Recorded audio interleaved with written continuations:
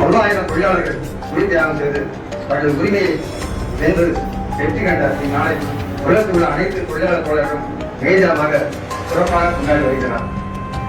உலக வரலாற்றில் முன் எழுத்துக்களால் குறிக்கப்பட வேண்டிய ஆரம்பமான இம்மாவட்ட அந்நாளில் அரசியல் தத்துவங்களையும் தொழிலாளர் பிரச்சனைகளையும் ஆராய்ந்து கற்று தேர்ந்து தொழிலாளர் இயக்கத்திற்கு எதிரான ஜாம்பவர்களுடன் தொழிலாளர் உழைப்பை சொல்லிக் கொடுத்த முதலாளிகளுடன் போராடி உலக தொழிலாளர்களுக்கு நீதி கிடைக்க செய்தவர்.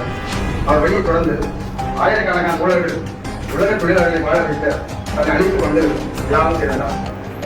அவர்களின் கடின உழைப்பும் நேர்மை கொண்டவர் தமிழகத்தை சார்ந்த தோழர் ஜீவா அவர்கள். அவரை நெருங்கிய நண்பர் முன்னாள் முதலமைச்சர் கர்ம வீரர் காமராஜர் அவர்கள் சில உதவிகள் செய்ய முன்வந்த போதும் அதை அவர் ஏற்றுக்கொள்ள மறுத்து மிக எளிமையாக வருங்கால போராளிகளுக்கு முன்மாதிரியாக வாழ்ந்து வருகிறார். அந்த தியாகத்திற்கு சென்ற பணியை நான் தொடர்ந்து செயலாற்றி விழாவை கலந்தாக்கும். அன்புள்ளவர்கள், நாங்கள் இன்றைய காலகட்டத்தில் பிரச்சனைகளை பணி யாராவது இருக்காங்கன்னா நிச்சயம் இருக்க முடியாது.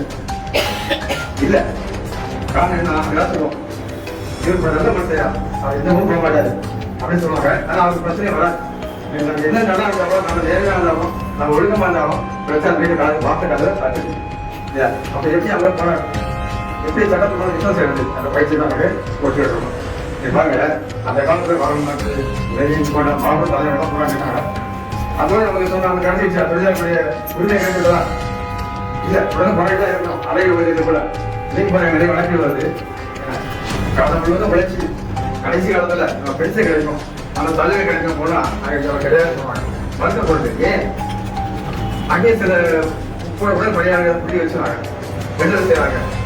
குடும்பத்தில் உள்ள சிலர் இந்த எப்படியாவது தொழில் செய்யறதுக்கு முதல்ல அவர்களுக்கு ஒரு பெண்ணை செட்டப் செஞ்சு இதுக்கு வந்து ஏற்கனவே ஒரு திருமணம் ஆகிடுது, இதில் பழகிட்டாரு, அவருக்கு சொத்துல அவரோட பதவிகளை பார்க்க வேணும், அவருடைய பென்ஷன்ல பார்க்க வேணும். அப்படி ஒரு நிம்மதியாக வளர்க்கறது தொழிலாளர்கள் வந்து என்ன பிரச்சனைனா, ஒரு 15 வருடங்களுக்கு முன்னாடி சென்னை விமானம் ஒரு ஏஜென்சி நிறுவனம் 26 பேருக்கு வேலை இல்லை சொல்லி நோட்டீஸ் கொடுத்தா இருக்காங்க.